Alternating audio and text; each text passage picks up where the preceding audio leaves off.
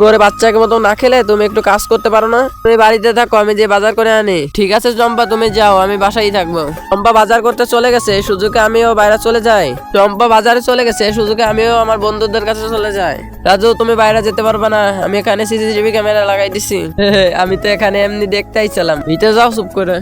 এখন কি করবো, বাইরে তো যেতে পারবো না, এখন অন্য একটা বুদ্ধি খাটাতে হবে। এই দেওয়ালটা পার করে যেতে পারতাম, এখন কি করব, আমি মদনাকে মেসেজ পাঠাই দিই।